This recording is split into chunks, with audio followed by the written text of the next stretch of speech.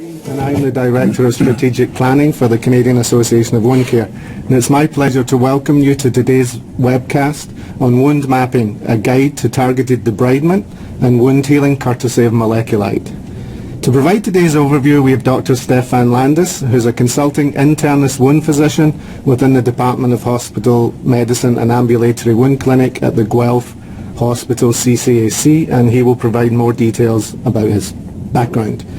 We look forward to hearing your questions after the formal presentation portion of the webcast, but I would encourage you to submit your questions throughout the webcast. For now, I would like to hand the presentation over to Dr. Stefan Landis. Stefan. Well, thank you, Doug, and greetings to all registrants, and welcome to this webinar. As Doug said, I'm a hospitalist, internist, practicing in infectious diseases, and physician consultant in wound care at the Guelph General Hospital, which is a community hospital in the Waterloo-Wellington region of Ontario. And I come to this today with about 20 years of wound management experiences.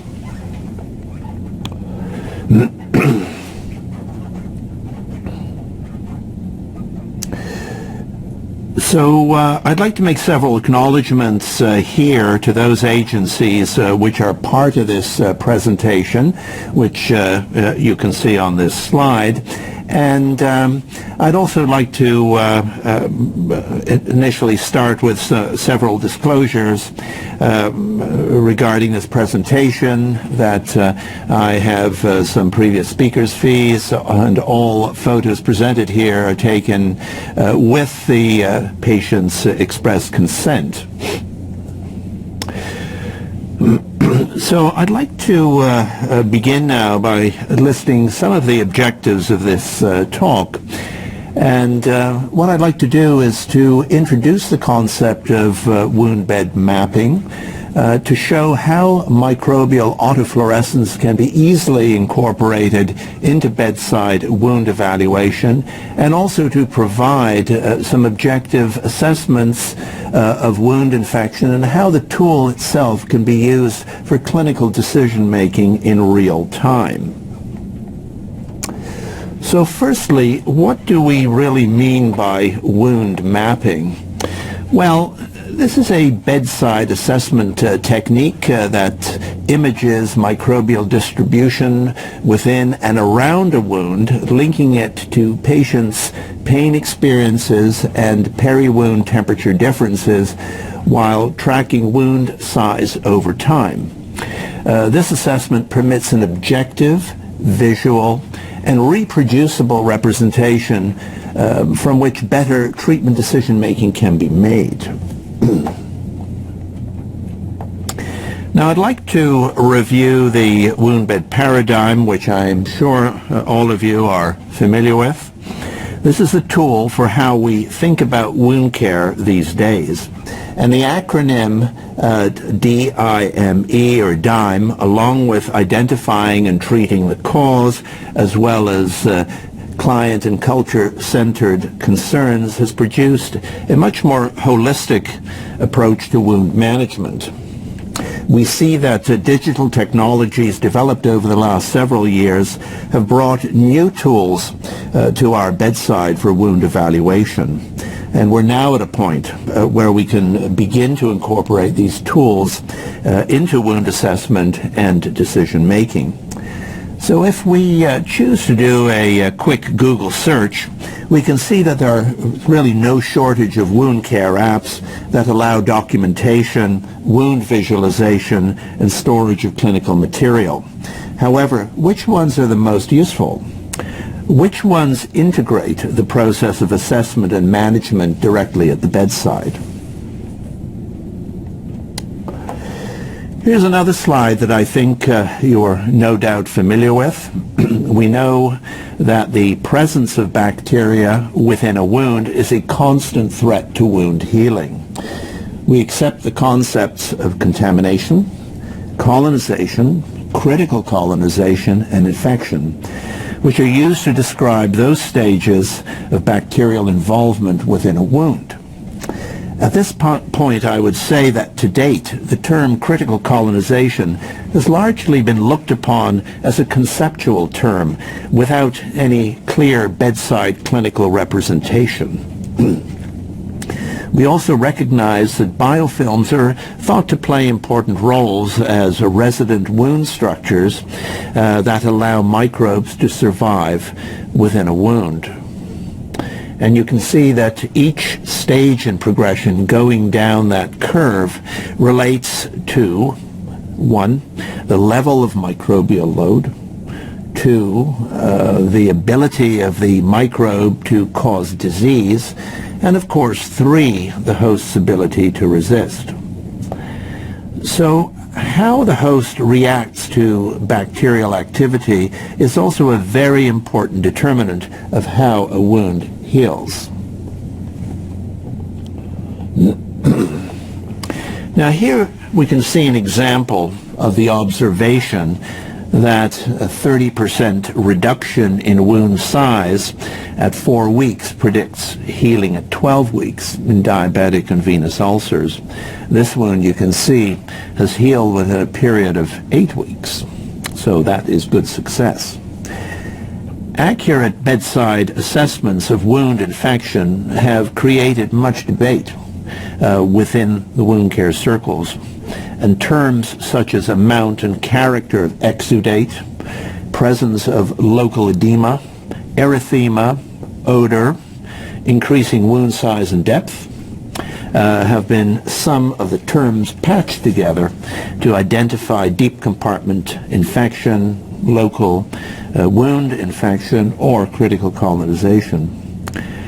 As I said before, critical colonization has been referred to as a theoretical concept, which cannot be differentiated from colonization and is not quantifiable. However, is this really strictly true? We must remember that wound infection is a bedside diagnosis made in real time by a real clinician. However, he or she doesn't conjure up a clinical impression. The clinician integrates assessing the cause, visual analysis, sometimes checklists, personal experience, and sometimes just raw gut feeling into a case at hand. However, conclusions about wound compartment infection can differ among various observers, who may use different tools or interpretations to arrive at a clinical answer. Now, having said all this, we can now ask, so what is microbial autofluorescence, and why is it important in wound assessment and decision-making? Well, autofluorescence is that natural emission of light, specifically by bacterial and biological structures within a wound when microbes are exposed to outside light of specific wavelengths. Now, the pattern of bacterial autofluorescence allows varying concentrations of bacteria in the wound, from intense to medium to sparse, to be visualized and mapped to determine the degree of microbial load and where in the wound these bacteria are located. These bacteria are likely planktonic or active, with a potential to cause deep compartment infection. And you can see when we compare a white light image here with an autofluorescence image, the appearance of intense red autofluorescent presence of bacteria, which would not be predicted by simply looking at the white light image. So again, we see pre- and post-debridement pictures. Success in debridement depends upon technical skill and what the patient will tolerate with topical analgesia. I would just add here that before any consideration of wound debridement is made, the first question to ask is, of course, whether debridement is safe, whether the wound is healable, and whether the patient is using blood thinners, which can be sometimes a problem, as I'm sure many of you know. Autofluorescence images, as you can see here, can direct the clinician where and how to carry out sharp debridement. White light photos and autofluorescent images can compare what we normally cannot see during standard examination. There are actually few data in the literature that examine the efficacy of a sharp debridement procedure done at the bedside. There is an assumption that once debridement has been performed, that the wound has been freed of its microbial load. Now, how true is this?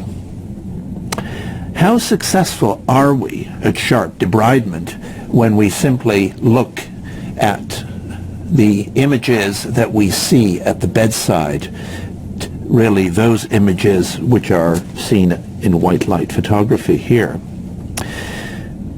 When you look at the autofluorescent pictures, you can see that residual bacteria are present even after the procedure. I would call this post-debridement image a critically colonized wound, or a wound of low-grade infection.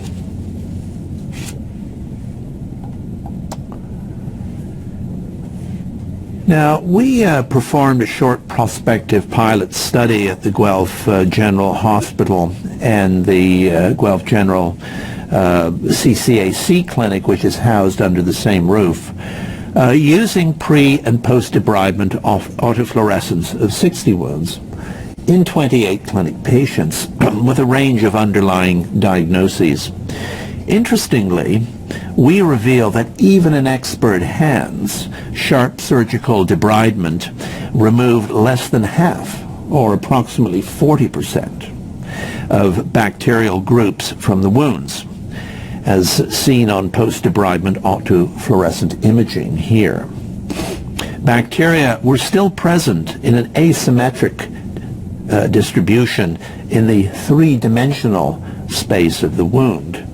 So surface groups of bacteria may be more easily removed than those which lie in deeper levels within that wound. So how does our debridement influence microbial distribution within the wound? Are we going to remove offending bacteria, or are we going to upset that balance that hence encourages bacteria to enter deeper structures and cause clinical infection through our debridement procedure? Are we reducing the degree of critical colonization and thereby reducing the risks of deep compartment infection?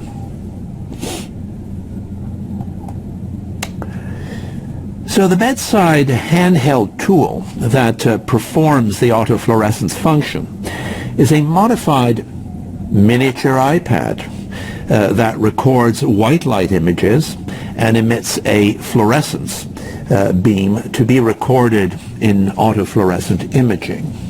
And you can see here the unit itself. You can see the fluorescent beam, the purple beam, which then provides the coloring that is picked up in the autofluorescent imaging. There's no patient contact, there are no contrast agents, and it's pretty simple to use. So our observations raise a variety of interesting questions, and I'd like to just go through them. What is the role of targeted debridement on areas of bacterial growth? Do bacteria repopulate debrided areas, and how frequently should persistent bacterial sites be redebrided? Does this lead to faster healing if debridement is done more frequently?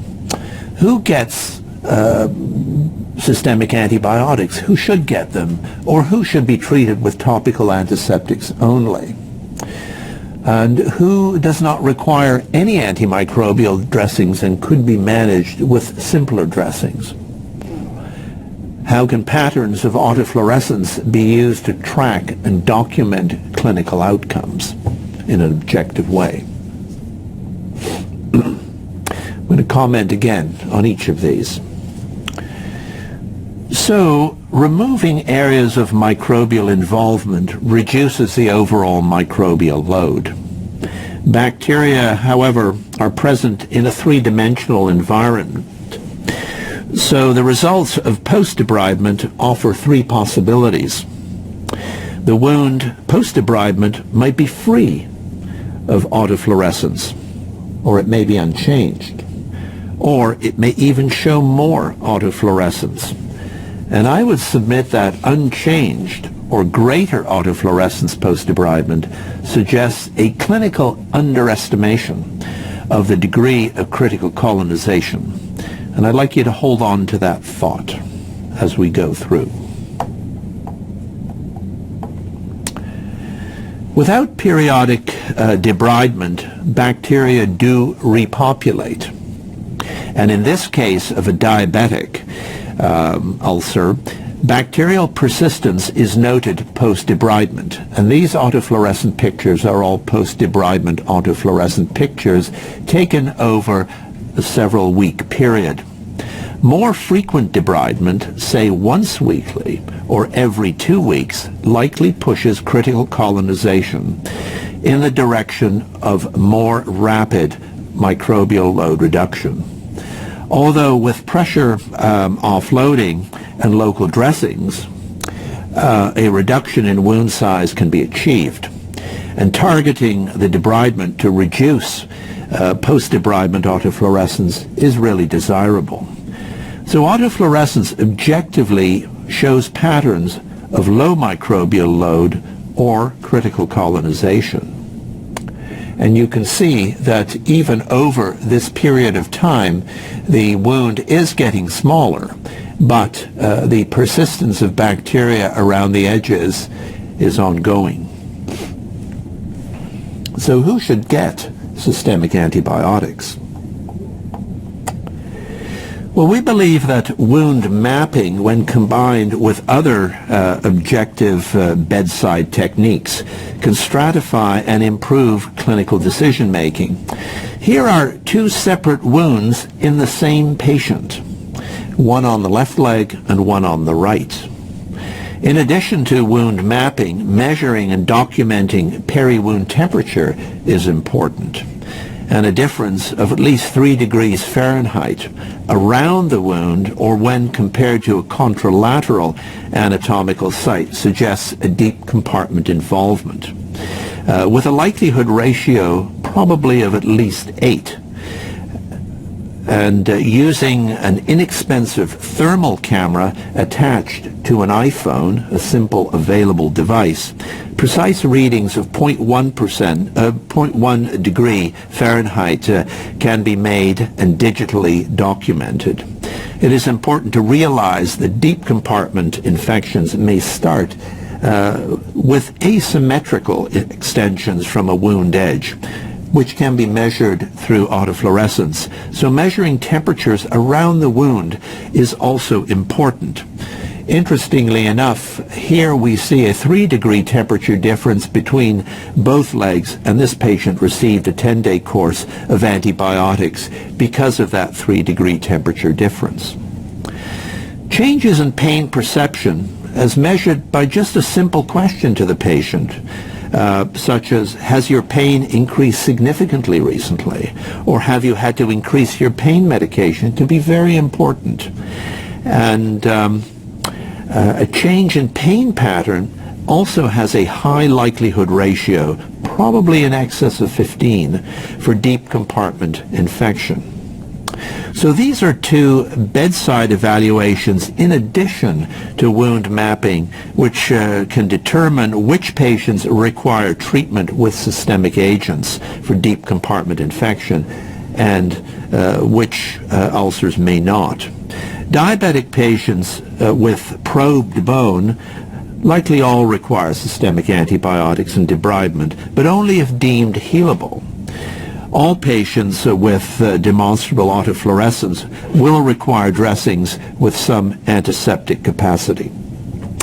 So microbial wound cultures should be taken post-debridement, and I would submit that one might have better results by culturing the edges of persistent autofluorescence to best sample putative pathogens, in contradistinction to some of the approaches that we have taken by sampling the center of the wound. So in summary, increased temperature and pain indicate deep compartment infection requiring systemic agents. Patients with less than 3-degree temperature differences or no change in pain pattern probably can be managed with topical antiseptic dressings alone. So wound mapping can be used to measure responses to treatment.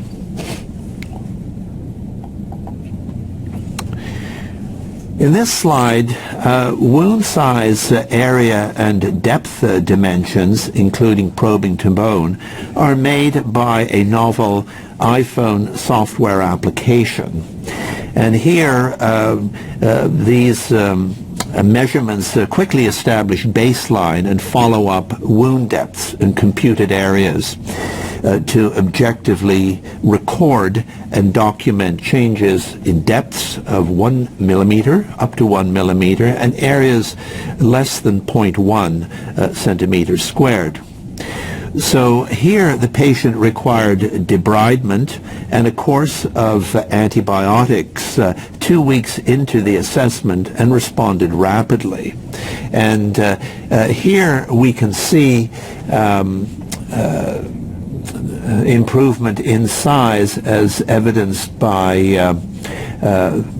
the area involved, which demonstrates that over a period of a month there was a 30 to 40% improvement.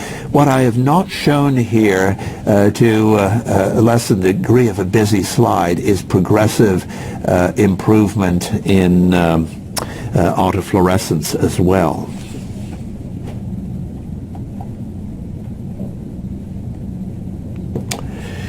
Now, wounds with no evidence of microbial persistence or autofluorescence, that red telltale coloring of edging, likely do not require frequent sharp debridement or even antimicrobial dressings. So one might say here that there's very little evidence of low wound involvement. And these likely could be managed, these types of wounds could be managed with appropriate moisture balance and the other holistic methods of the wound bed paradigm. Interestingly enough, this particular case was one of a case of local trauma in a patient who was on immunosuppressives for rheumatoid arthritis.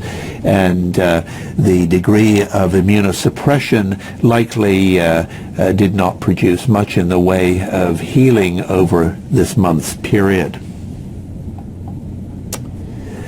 Now here, patterns of autofluorescence can indicate bacterial activity in the wound. And the host's ability to resolve the problem can be measured and documented by changing patterns of autofluorescence and wound sizing. Interestingly enough, this was a patient who we followed in clinic for approximately 3 years with no improvement in the wounds. And when we started to use autofluorescence and more frequent debridement, this wound actually began to heal, and we used some specific antimicrobial dressings as well. This was very surprising to us and most surprising to the patient. So I would say here that English language acronyms rarely translate well on the international stage, and the uses of bedside digital technologies now permit the mapping of wounds in terms of bacterial distributions. Specific wound temperature profiles and size measurements do not require complex recording and can easily be placed in a receptive electronic record for outcomes tracking if one has such receptive EMRs. This objective approach fits well into the wound bed paradigm. Wound mapping offers objective assessment, which is integrated at the bedside with simple diagnostic and decision-making technologies. The concept is currently being tested for validation and ease of use. And the most pleasant surprise is the high level of patient acceptance, where patients can follow their own real-time progress in clinic, seeing their wound size measurements and their own autofluorescence patterns. So in conclusion, I'd like to state that wound mapping using autofluorescence provides a more objective assessment of the wound, that monitored debridement is key to wound healing. Individual wounds require specific stratification of frequency of debridement, and integrating wound mapping with peri-wound temperature recording, pain evaluation, and wound sizing offers an objective, simplified, reproducible template for more rational wound management and antimicrobial use. Thank you very much. Thank you, Dr. Landis, for a very interesting and informative presentation. Before I hand, there's still some time to ask your questions and put them in, so please do. And before I hand over to our moderator to read the questions that we already have, I have one question for you, Dr. Landis. How has the MolecuLight device changed your practice? Well, that's an interesting question. I was quite uncertain about it when I first acquired it until I started to use it, and I actually carry it with me everywhere. It's always in my bag, and I use it at every clinic, and use it to assess wounds in that objective way, along with temperature and wound measurement. So from a recording point of view, I record all pictures that I take, and use it as a not only for decision making but for patient education. And patients now, because they have seen me use it, come to expect me to use it because they'd like to know what progress they're making. So if you excuse the pun, it's light and convenient. With that horrible joke, I'll hand over to our moderator, who will ask the questions that have come in from our audience. Great, thank you, Douglas. Our first question, does it take longer or more time to use the IX? Well, you know, there's a learning curve to this technology, and I'm getting much quicker at it in terms of being able to take pictures quickly and flip lights. The autofluorescence has to be taken in a dark room, and so we have the fortune in our clinic to be able to turn lights off, and quite often the nurse is there to help. So it has not really been that problematic in terms of using the technology. It's the decision of how much to debride, which obviously takes some time, but that would be an issue even if I didn't have the device. Okay, our next question. I don't debride. How is the IX autofluorescence imaging useful to me? Well, I think that it depends who's asking the question, because certainly from a nursing point of view, nursing in the community does not do sharp debridement, although debridement is an integral part of the wound bed paradigm. I think what we don't really have a good feel for are the results of debridement using other forms of non-surgical debridement, and that in itself would be a useful investigation.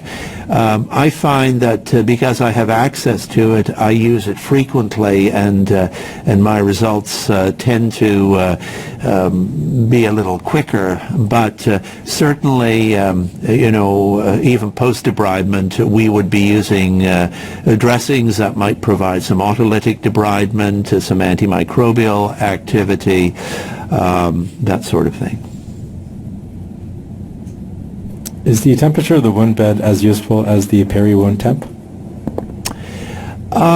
Not really, because one might find that the wound bed itself may have a lower temperature reading than the peri-wound temperature. It's a difficult interpretation to make. I think that where wounds tend to generate infection is within the tissue, within the peri-wound tissue itself, with the extension of bacteria into normal tissue, and the inflammatory response seems to be greater here. We know, for instance, that bacteria such as streptococci can migrate into the peri-wound temperature, sometimes in a very unidirectional way. The prime example of that is lymphangitis, where bacteria travel up lymphatic channels, and those areas can be quite inflamed. So I'm paying more attention now not only to contralateral temperature differences, but substantial differences in temperature around the wounds themselves. How has the MolecuLight devices impacted your use of antimicrobials?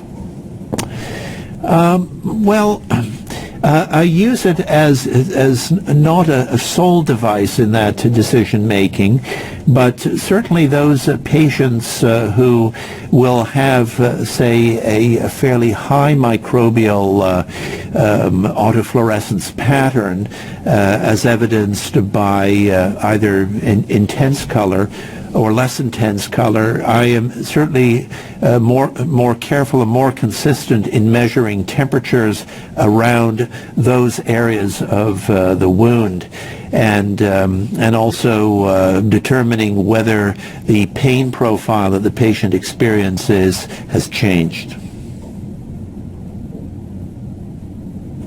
Do you feel you could use this on all wound types, i.e. surgical, or is it better for chronic wounds?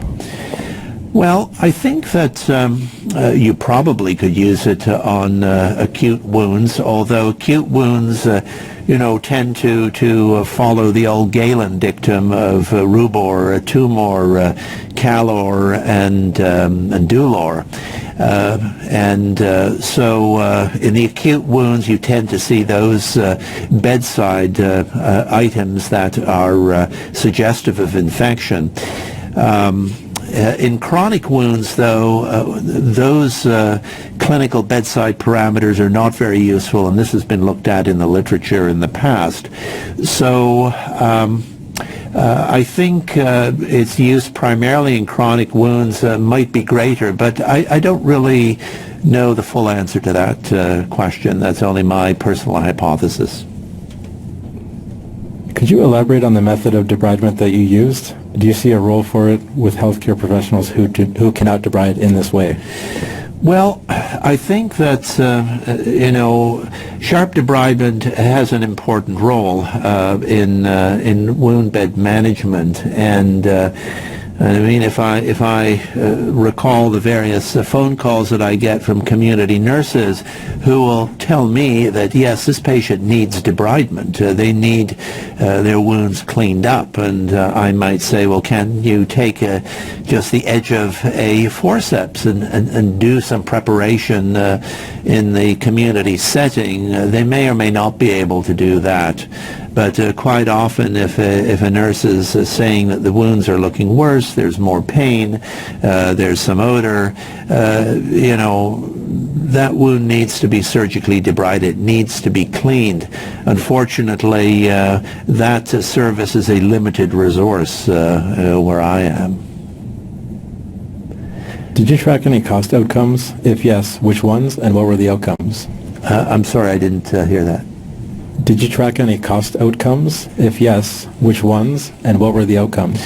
Well, no. Again, this is just a pilot a prospective study that we have really just started in the last short while. But if I was to project costs, I think that those patients who would be stratified to more frequent debridement because of a more intense critical colonization or a low-grade infection, there are likely cost issues there involved where they might need to be seen more frequently. And that's where the stratification, I think, needs to be studied, because not everyone would need frequent debridement, but some do. And, in our limited experience to date, and this is an ongoing observation, is just looking at healing rates and fluorescent profiles in those patients who are debrided more often. Since using MolecuLight in your practice, do you think you order more or less systemic antibiotics? At this point, I'm not sure I have enough information to answer that question. I think what I am is more confident in knowing that a patient who I have put on antibiotics, in fact, does need to be treated. I'm not relying on a culture report that says heavy growth, for instance, as sometimes people respond to, or doctors respond to when they get an organism in a culture. I do culture those patients who I'm suspicious that they have significant peri-wound involvement. But the decision to initiate antibiotics is usually a combination of that profile, the presence of temperature, and altered pain perceptions. Okay, next question. It's the bacteria that are below surface of the wound that can often delay healing, even in a healable wound, and sometimes CNS testing doesn't detect this. Does MolecuLight measure microbes beyond wound surface, and how deeply are they detected? Well, I wish MolecuLight could do everything, but it can't. It can measure, from at least my understanding of the engineers who have worked on this, is that the resolution is probably up to about 1 to 1.5 millimeters below the surface. Certainly those patients who are debrided, and we are seeing more fluorescence after debridement, suggests to me that there may be more microbes below the surface. Now, one might say, well, just debride more, but there's a limit to debridement that can be done based on one's interpretation of the tissue and also what the patient can tolerate. And even if we do use topical anesthetics, which I do, one may not be able to go deep enough. So to me, those are the patients who may be at increased risk of developing a deeper infection. But I think we need more information to really study those patients and characterize them. And this is part of our ongoing prospective experience.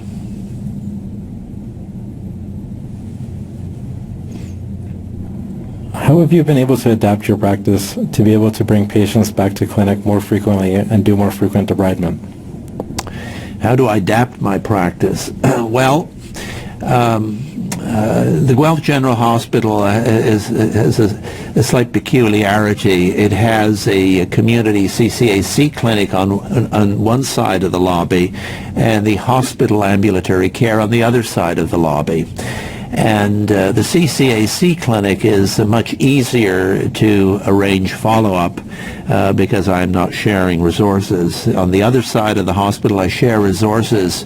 So those who have to be seen there, sometimes requiring a bit of begging on my part for the booking clerk. Okay, our next question. Do you use the autofluorescence only to guide debridement, or do you also use it to guide microbial sampling, i.e. swabbing? I actually use it for both, and I have certainly gone back after debriding where I thought I had done a good job and just have the post-debridement picture and gone back to do a little bit more debridement if the patient can tolerate it, or if I thought I should have debrided that area. And I tend to focus my culturing on those areas that might be persistent in terms of persistent fluorescence for cultures. Because what I'm looking for primarily are streptococcal and staphylococcal organisms, which are the commonest pathogens that tend to produce wound infection in the peri-wound. I'm a wound care RN in a family health team, and I see all types of wounds. How useful would this device be to me, in your opinion? Well, I think if you're a wound care practitioner, it probably would be very useful if you use it in a systematic fashion, particularly using it along with temperature measurement and wound sizing and with the targeted history about pain. I think it would also be useful that if you had to consult either physician or a wound clinic, that these images are objective images and would lend themselves to with the appropriate consents conveyed, in digital format and recorded and evaluated. So there are options here. Sometimes it's a little easier to explain what you're seeing rather than to try and describe the wound in terms of slough and gooey surface and irregular wound, etc., etc. How intuitive is using this device? Well, I figure I don't consider myself the a hardcore techie, but I found it quite easy to use, and particularly when it gyres with my clinical experience. And I think what I'm seeing here complements my clinical bedside experience. Was it hard to integrate into your workflow? It's a challenge because we don't have the electronic medical record that allows integration of this, and this is not this is not just our hospital. Even in hospitals which have electronic medical records do not always have the capacity. So what I do is I store these separately on a file that I can use in the clinic. I'm more interested in the development of the technology because I think eventually, the appropriate software will be devised that will make this quick and easy to use and recordable. And there's no reason why the integration of all of these modalities in terms of temperature and wound measurements could not be integrated into one device. How important is it when MolecuLight shows no bacteria for you to not debride intact skin and prevent using antibiotics? I'm sorry, I didn't catch the first part. Sorry, I'll repeat that. How important is it when MolecuLight shows no bacteria for you to not debride intact skin and prevent using antibiotics? Well, again, I think that one has to go back to the paradigm and remember MolecuLight is just simply a tool. It's a tool. It's not, it's a tool to make my life easier. And, you know, if for instance, I'm not seeing what I think is infection, I need to just make sure that this gyres with my clinical impression and what is actually going on. So far, this has actually been successful. Quite often, though, you know, if a patient is presenting for the first time, one would use the device just to determine, you know, where they would fit on a in that stratification in terms of presence of bacteria or lack of presence of bacteria. With regards to printing the results for the record, can a printout be made for the medical record? At this point in time, no. That's a work in progress. But I don't see that this is going to be long in coming. Which debridement method, surgical, autolytic, or enzymatic, is suggested or most effective with the autofluorescence? Well, at the moment, I would say the number one would be surgical debridement, and then probably followed up with autolytic debridement as that patient is managed in an ongoing way. But that is something that really needs to be looked at. Which bacteria can you see? What can I see? Well, I can't see bacteria, but those, the fluorescence itself, and again, I'm not an engineer, but the red fluorescence, which I believe is somewhere around, has a wavelength of 400 or 500 nanometers, as opposed to some of the other light sources, tends to demonstrate organisms like Streptococcus or Staphylococcus. And these are the common ones that actually produce cellulitis.